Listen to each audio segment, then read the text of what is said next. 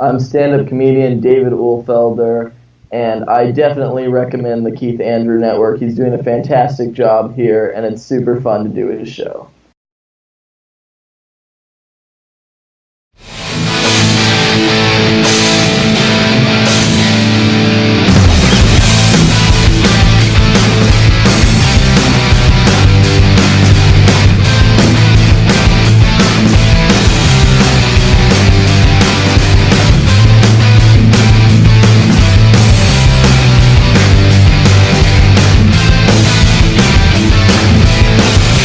Ladies and gentlemen, you're watching the Keith Andrew Network. It is Season 7, 642. That is right, 642 on the Keith Andrew Network today. I'm here as Mr. David.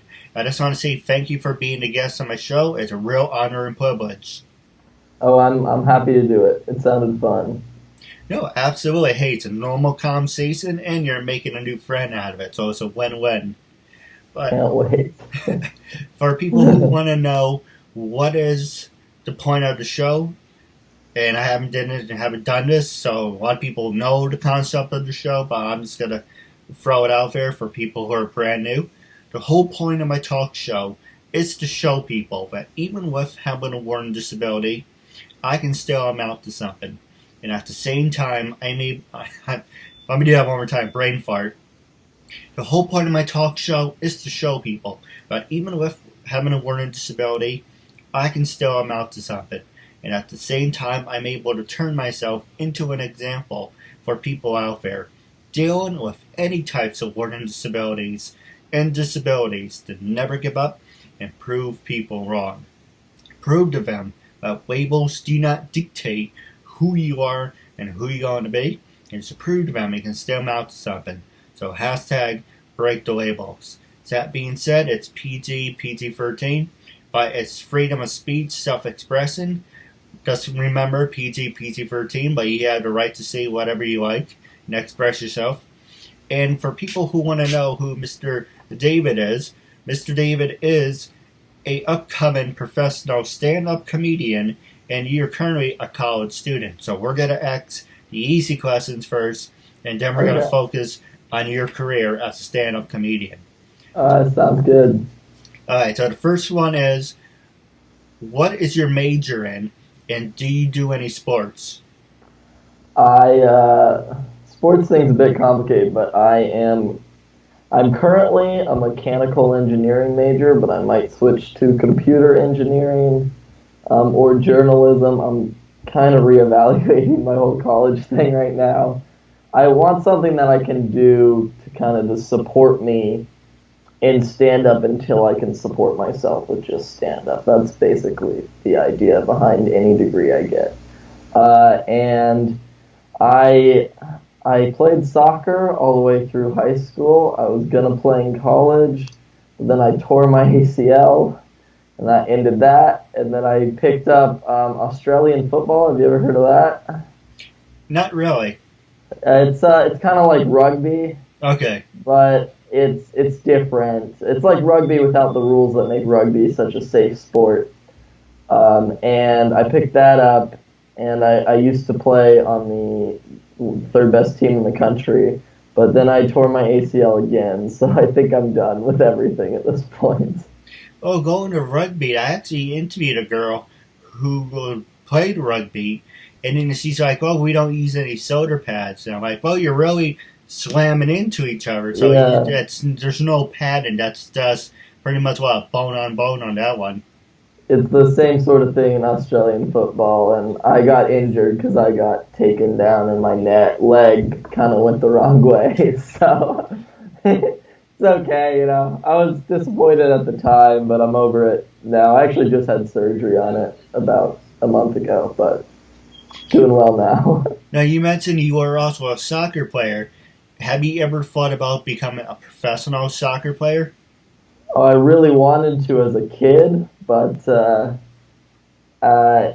after it pretty much ended when I didn't really take off the way I would have needed to in high school, and then I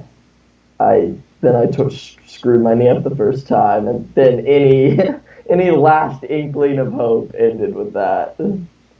But I like stand up more than that, so I'm glad I found stand up now. No, absolutely. Now, what about trying to find something funny? Are you a freshman, sophomore, junior? I'm a junior, but I'm going to be here for at least 5 years at this point.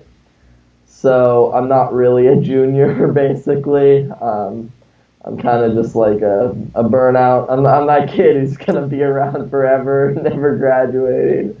I'd actually like to graduate as soon as possible, but I keep switching my major, so we'll figure it out.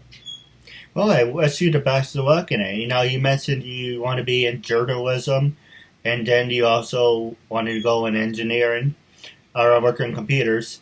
But you want to think about it. If you have both degrees, you have both areas covered.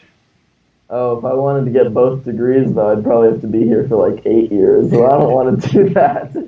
I'm already not happy I have to be here for 5, so I want to get to. I can't really do as much stand up here as I'd like. I can do a lot, but I could do a lot more in like a big city. So it'd be my goal to get out of here sooner rather than later. As Well, cool as 2 degrees would be. well, if you don't mind me for asking, what college did you go to? I go to Cal Poly in San Luis Obispo. It's I don't know. A lot of people know it. It's hard to get into and whatever, but I don't know. It's nice. It's right, but it's halfway between LA and San Francisco, so it's inconvenient for everything. Well, you're in the perfect area for stand up because a lot of comedians actually get their areas to get their start. Like I said, I don't do my interviews as a way. My disability is so smart. A lot of Yeah, comedians get their start in California. You look at Gabriel Iglesias. He started when he was young. I don't remember the year. I have to look at the episode. But he went to Bakerstown. You know, there's other comedians that actually became famous who go to California. There's people in New York. So, you know, you have to just find the right area. You, yeah. I mean, part of it is I'm not quite at the level where I can really do well in LA because you have to be kind of far along in your stand-up career to be competitive in LA because all the famous people are in LA.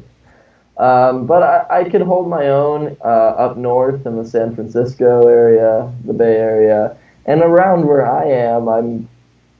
I'm kind of a, like I do. I get a lot. I'm doing a paid gig tonight. I get a lot of paid gigs around here. They don't pay much. They cover my gas to get there usually, but I can't hope for much more than that at this point. Make a couple hundred a month off of it, and well, the that's first thing it. I would recommend to you, and or anyone who's listening for that matter, is my biggest mistake. Now I'm trying to preach to everyone else not to make the same mistakes. You have to make a solid fan base. And once you get a solid Yeah, fan base and say San Francisco, then you slowly go to another city and get established. And as you get a Facebook, you know, introduce yourself, say, this is what I'm doing. Here's some of my work. I'd like you to become a fan. That's what I do. And little by little, people will start seeing the numbers, start seeing your work, and they will get behind you. So hands down, a fan base is what you really need to do. And once you get established, you know, you can put your stuff on YouTube. You watch the yeah. numbers. You can make a living off that if you're lucky. But the biggest thing is you need to make a base. Once you do the base, you can work your way up. My thing was I wanted to work my way up and work down. So that wasn't really the smartest thing is because I was throwing crap against the wall, see what sticks. You know, try this, try that. But the thing I've been focusing right now is making a solid foundation. And once people say, okay, we know who you are, we are aware of you. Say, I'll give you an example. Where are you from? I'm actually from the middle of nowhere in Colorado, so Oh, that's Small perfect. town. So you say you're from Colorado and that's where you're starting out. You make sure everyone knows who you are in Colorado. Make sure it's in a good way, of course. Yeah. But you're making that solid foundation, and then you slowly go to one city, and you get the idea. You're just making a solid foundation. Say, okay, I'm on the bottom. I'm a D-lister. No one knows who the hell I am, but at least I have this foundation of saying I accomplished step one. Step two would be like newspaper. Step three would be media, and of course you're still going to do all your media stuff. Get yourself Yeah. out there, open mics. But as your fan base grows and your foundation grows, possibilities are going to open up. Yeah, no, I've been working at that. I have a small fan base, I will say. There is this one bar I do shows at a lot that I do have like true fans who follow me at. I mean, there's like 8 of them, but they really they really follow. It's really hard to kind of differentiate because I'm one of like 30 stand-up comedians in this area. If I go to one of the cities, there's about 1,000 of us. So it's because this is small. There's only about 30, maybe 40. Some, who are farther along than others. I'd say I'm closer to the top than the bottom, but No, I that's understand. But my word of wisdom would be like, get your degrees first, because that is the main important.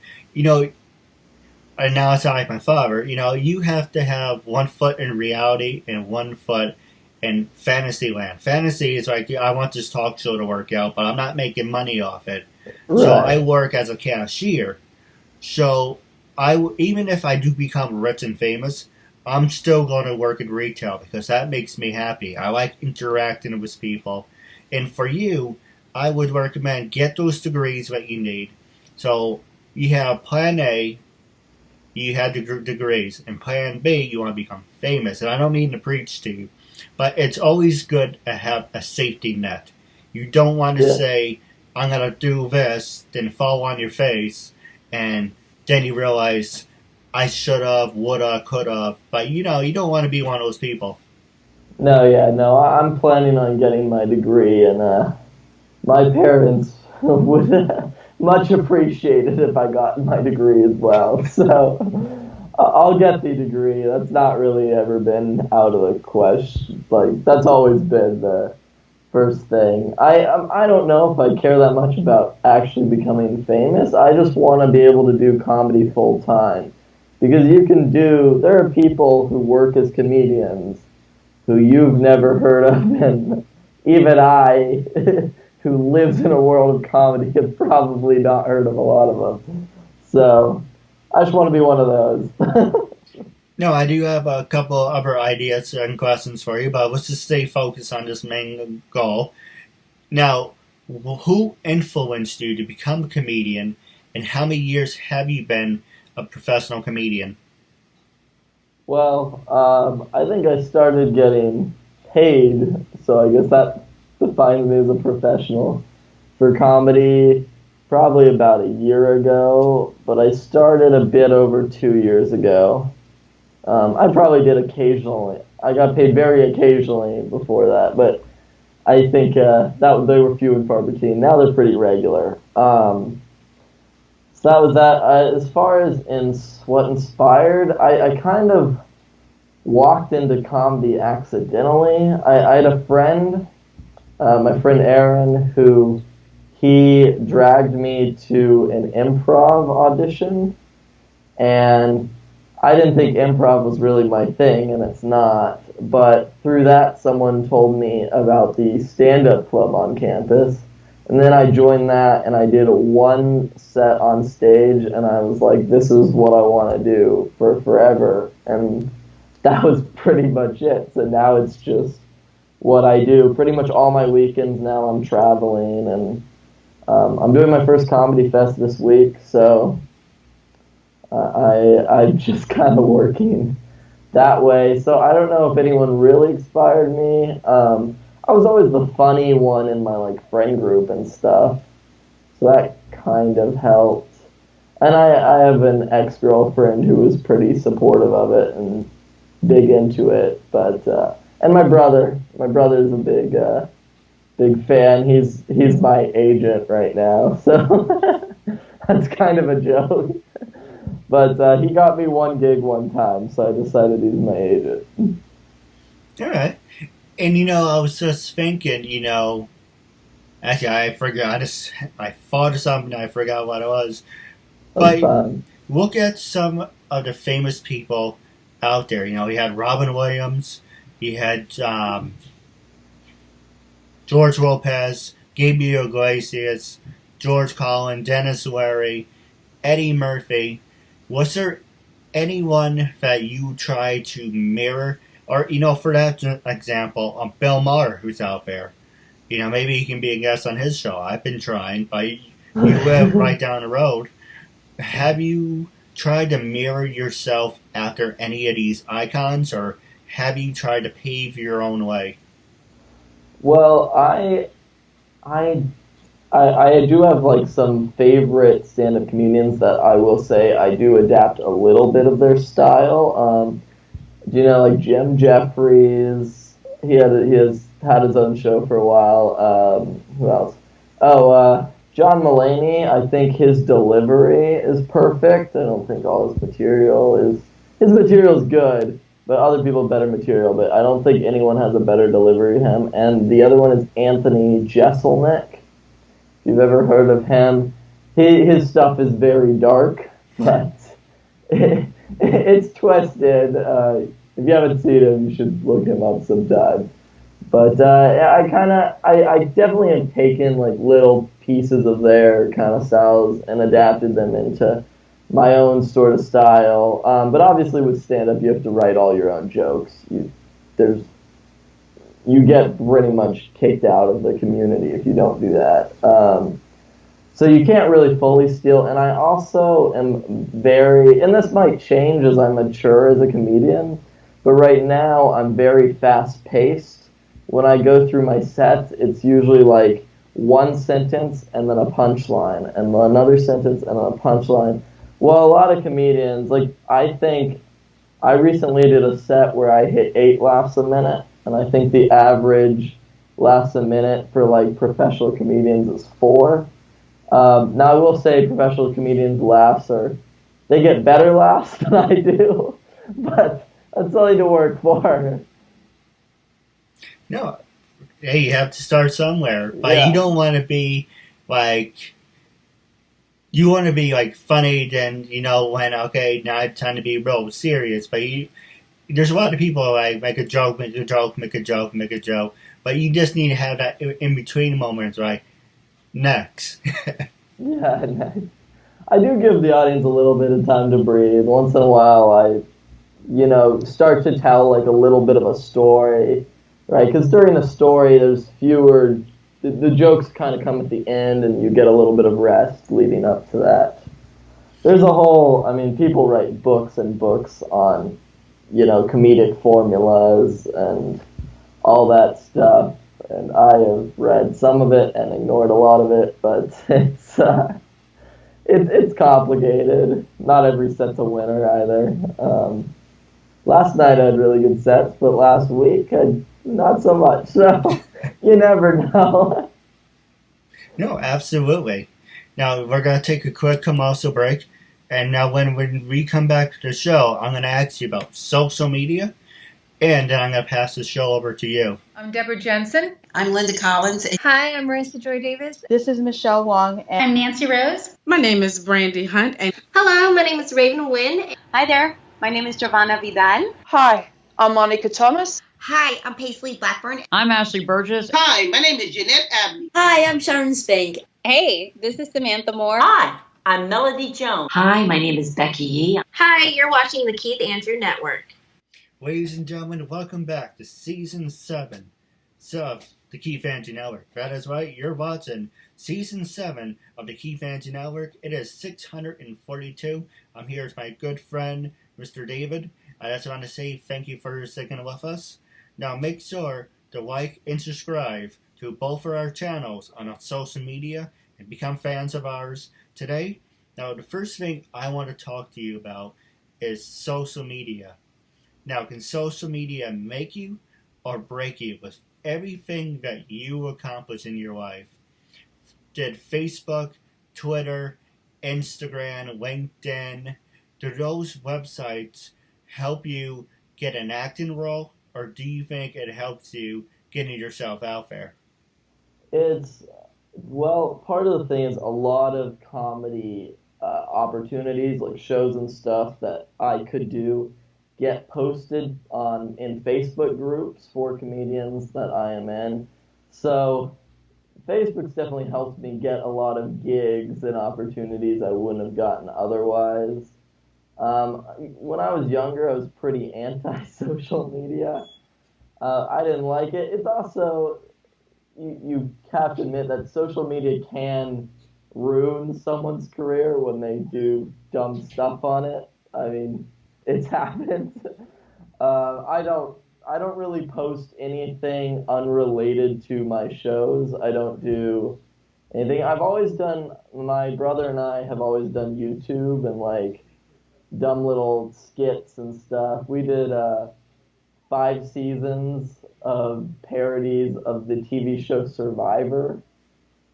So I've done stuff like that, and right now I've got a little comedy on there. But overall, I don't think social media can really make your career. I think it can break your career. But I think that even still now, especially, it might be different for other professions, but especially for comedy, the way to kind of get a career is to go to comedy clubs, basically, and start to work your way through their system. So you start as someone who just goes to their open mic, and then gradually they'll get you into an unpaid regular spot, and then from there you can start being paid to do their shows, and then suddenly you can do shows there whenever you want. That's generally the process, and that takes years per club, but once you reach the top of one club, you can reach the top because you're there comedically, and that's part of it. And I don't think that's true. I don't think it works that way for acting, or maybe a little, not really for writing either, because those you have to basically find jobs and nothing else, and that's pretty much something that these days social media is almost required. I mean, if not, I guess just Google, but it's very rare you do something purely analog at this point. No, absolutely. Now, going back to, like, say, your soccer years, have you ever won any awards? Do you have many funny stories that you've done over the years? From soccer? Not really. I can talk a little bit. I've got some funny comedy stories there. That's where really the funny stuff. It's a funnier thing. Soccer, I played. There's not much more to it than that. I was a solid player, but I wasn't amazing. I did live in LA for about 3 months. I was there for actually an engineering internship, but one of the real reasons I went there is I wanted to be able to do a lot of comedy. It was just over my summer break 2 years ago. And the first weekend I was there, I didn't have a car, which is horrible in LA. I got a car. I went home to Colorado and brought my car back after this story. But I didn't have a car, and I was living in a gross, disgusting garage that my friend owned, and it had like every bug in that. It had cockroaches. It had an ant highway across the wall. Like, I spent half my time trying to kill bugs. I was living there, and it was in Redondo, which is 45-minute drive out of LA, basically. And I wanted to go do some open mic comedy, which is the lowest level of comedy, basically. And you could go to an open mic tomorrow and they'd put you up. There's no barrier to entry. That's my point. And I had only been doing comedy for about 2 months. And I took 3 trains because, unlike New York, LA has a terrible train metro system to get into the city. I also had to bike 2 miles to get to those 3 trains. And then I went to the mic, did absolutely horribly. It was totally not worth it. And then on my way back, I took the first train it basically put me right downtown. And then I really, really needed to go to the bathroom. I don't know why I didn't go before I left the comedy place. That's what I should have done. But so I left the train, but at this point it was 11:30 p.m. at night on a Sunday. What I didn't know is that was right when the train closes, apparently. But that doesn't really come into later. I was in downtown LA, and I was looking for a bathroom. And apparently, downtown LA at 11:30 p.m., nothing is open. Everything is shut. The only thing I could find was a CVS. And this was after running 3 blocks, and I was running because I really needed to go. This is a stupid story, but I was running, and I get to the CVS, and I run in, and I go straight back to their bathrooms, and they're closed for maintenance, so I can't go there.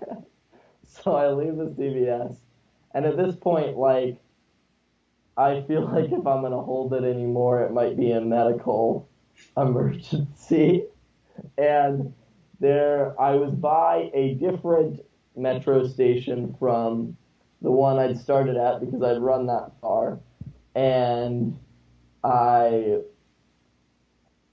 this metro station was also closed, but I tried to get down to it because I wondered if there'd be a bathroom in it, and I got in the elevator. The elevator opened for me, but then it wouldn't go down, it wouldn't move from where it was, but the door's shut.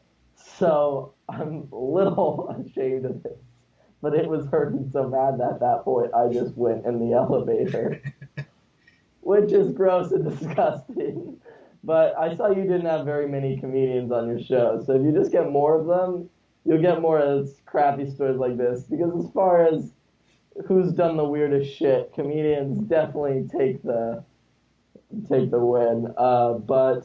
So I went in there, and then I think what might be the best part of the story is I get out of the elevator, and there's a homeless guy across the street, just, probably where he's going to spend the night, just sitting on the sidewalk.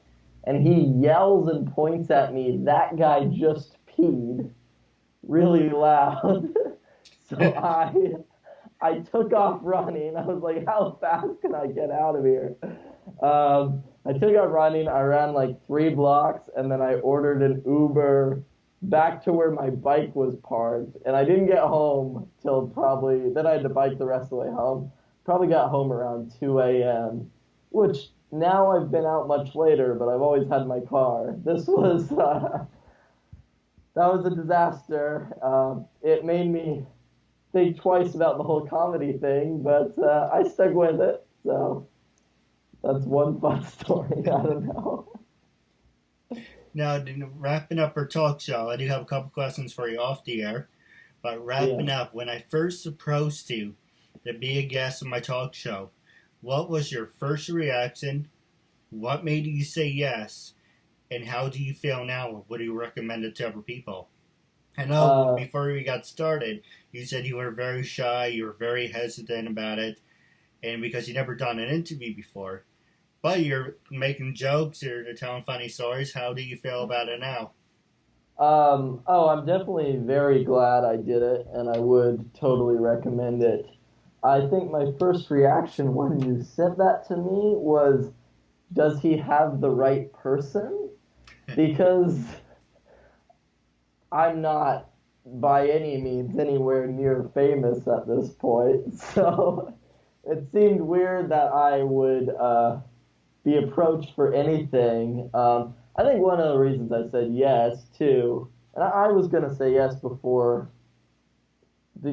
anything, basically, because I'm at the stage in my career where I don't really say no to gigs. Right? Well, once you're a big shot, you can say no to gigs. I am not there yet. I say yes to pretty much anything. Even like this might be just for the experience, but I definitely enjoyed my experience here, and I'd recommend it to others. No, I appreciate it. Now, how can people follow you on social media? I am D. Uhlfelder. I need to come up with something better because that is my name's unspellable, so I should not include it. I just like it. That's why. That's why it's in there. But I'm D. Uhlfelder on Instagram. I'm just David Uhlfelder. It's my name. I'm sure it will be in the title of the episode. On Facebook. If at this point, if anyone friends me on Facebook, I accept. As long as they're not a bot. That's the one thing. That's every time someone friends me, I gotta check that. But once I check that, they're in. Let's see what else. Oh, I'm David Uhlfelder. Again, name that's in the title. On YouTube, and that's where I'd post stand up. And I'm hoping to do some sketch stuff soon. And I think that's it. I think that's all I have. Social media wise. Also, I'm the president of the Cal Poly Comedy Club, so you can follow that Facebook page if you're interested. No, and Waypoint Talent, my brother's talent agency that represents me. No, absolutely. Now, I do have a couple questions for you off the air.